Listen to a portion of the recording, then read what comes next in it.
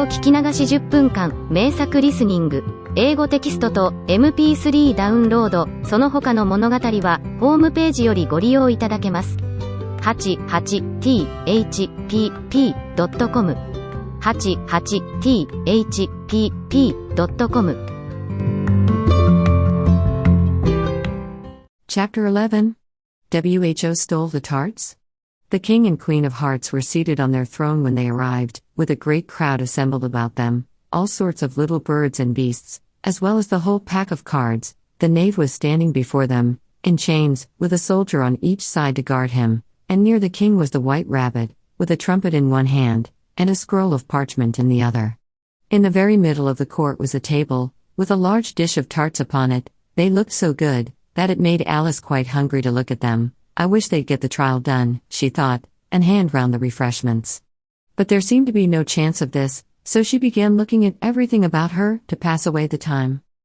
Alice had never been in a court of justice before, but she had read about them in books, and she was quite pleased to find that she knew the name of nearly everything there.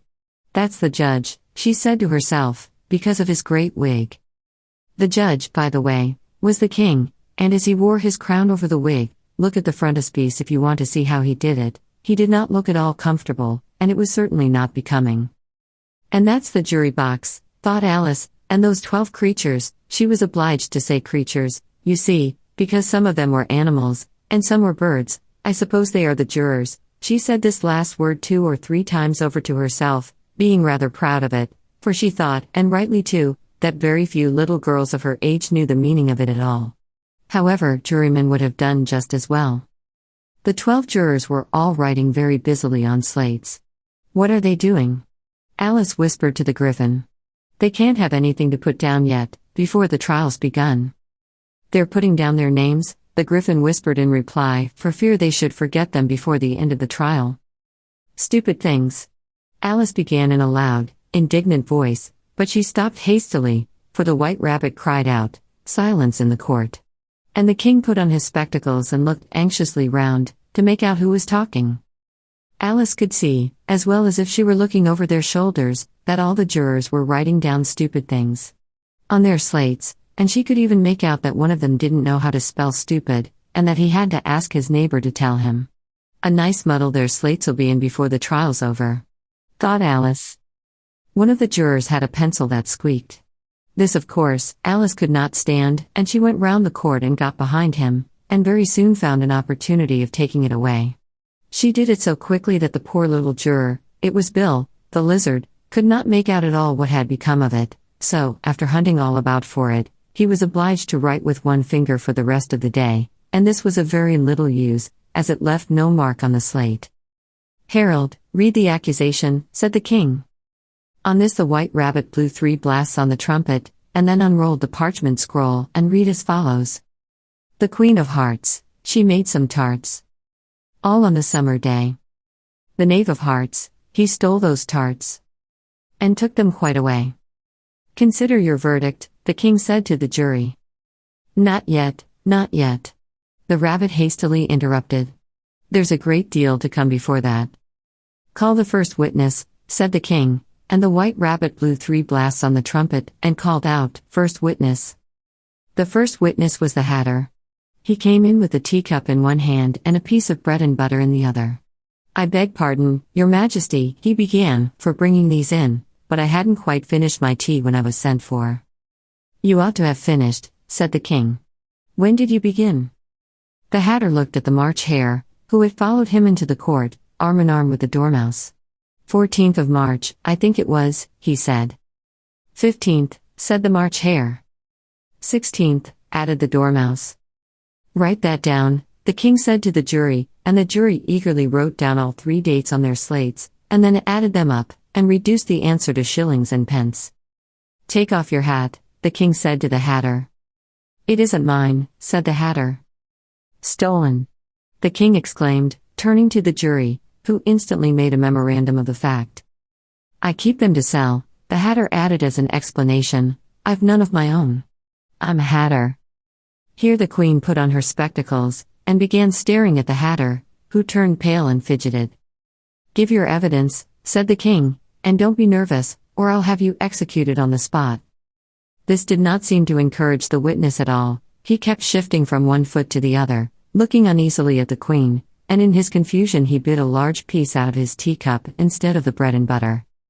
Just at this moment Alice felt a very curious sensation, which puzzled her a good deal until she made out what it was. She was beginning to grow larger again, and she thought at first she would get up and leave the court, but on second thoughts she decided to remain where she was as long as there was room for her.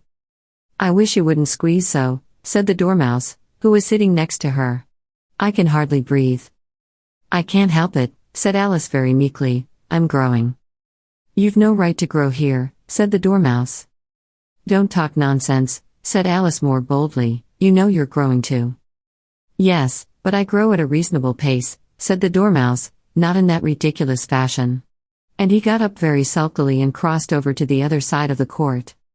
All this time the Queen had never left off staring at the Hatter, and, just as the Dormouse crossed the court, she said to one of the officers of the court, "Bring me the list of the singers in the last concert."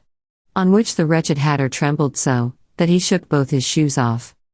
"Give your evidence," the King repeated angrily, "or I'll have you executed, whether you're nervous or not." "I'm a poor man, Your Majesty," the Hatter began, in a trembling voice, "and I hadn't begun my tea, not above a week or so, and what with the bread and butter getting so thin, and the twinkling of the tea." "The twinkling of the what?" said the King. "It began with the tea," the Hatter replied. "Of course twinkling begins with the tea," said the King sharply. "Do you take me for a dunce? Go on." "I'm a poor man," the Hatter went on, "and most things twinkled after that, only the March Hare said." "I didn't." The March Hare interrupted in a great hurry. "You did," said the Hatter. "I deny it," said the March Hare. "He denies it," said the King, "leave out that part." "Well, at any rate," the Dormouse said, the Hatter went on, looking anxiously round to see if he would deny it too, but the Dormouse denied nothing, being fast asleep. "After that," continued the Hatter, "I cut some more bread and butter." "But what did the Dormouse say?" one of the jury asked. "That I can't remember," said the Hatter. "You must remember," remarked the King, "or I'll have you executed." The miserable Hatter dropped his teacup and bread and butter, and went down on one knee. "I'm a poor man, Your Majesty," he began. "You're a very poor speaker," said the King. Here one of the guinea pigs cheered, and was immediately suppressed by the officers of the court. As that is rather a hard word, I will just explain to you how it was done. They had a large canvas bag, which tied up at the mouth with strings. Into this they slipped the guinea pig, head first, and then sat upon it. "I'm glad I've seen that done," thought Alice. "I've so often read in the newspapers, at the end of trials, there was some attempts at applause, which was immediately suppressed by the officers of the court, and I never understood what it meant till now." "If that's all you know about it, you may stand down," continued the King. "I can't go no lower," said the Hatter, "I'm on the floor, as it is." "Then you may sit down," the King replied. Here the other guinea pig cheered, and was suppressed. "Come, that finished the guinea pigs," thought Alice. "Now we shall get on better." "I'd rather finish my tea," said the Hatter, with an anxious look at the Queen, who was reading the list of singers. "You may go," said the King, and the Hatter hurriedly left the court, without even waiting to put his shoes on. "And just take his head off outside," the Queen added to one of the officers, but the Hatter was out of sight before the officer could get to the door. "Call the next witness," said the King. The next witness was the Duchess's cook. She carried the pepper box in her hand, and Alice guessed who it was, even before she got into the court, by the way the people near the door began sneezing all at once. "Give your evidence," said the King. "Shan't," said the cook. The King looked anxiously at the White Rabbit, who said in a low voice, "Your Majesty must cross-examine this witness." "Well, if I must, I must," the King said, with a melancholy air, and, after folding his arms and frowning at the cook till his eyes were nearly out of sight, he said in a deep voice, "What are tarts made of?" "Pepper, mostly," said the cook. "Treacle," said a sleepy voice behind her. "Collar that dormouse," the Queen shrieked out. "Behead that dormouse. Turn that dormouse out of court. Suppress him. Pinch him. Off with his whiskers." For some minutes the whole court was in confusion, getting the dormouse turned out, and, by the time they had settled down again, the cook had disappeared. "Never mind," said the king, with an air of great relief. "Call the next witness." And he added in an undertone to the queen, "Really, my dear, you must cross-examine the next witness. It quite makes my forehead ache." Alice watched the White Rabbit as he fumbled over the list, feeling very curious to see what the next witness would be like, for they haven't got much evidence yet, she said to herself. Imagine her surprise, when the White Rabbit read out, at the top of his shrill little voice, the name Alice. 英語聞き流し10分間、名作リスニング。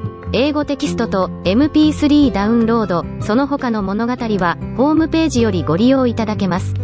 88thpp.com 88thpp.com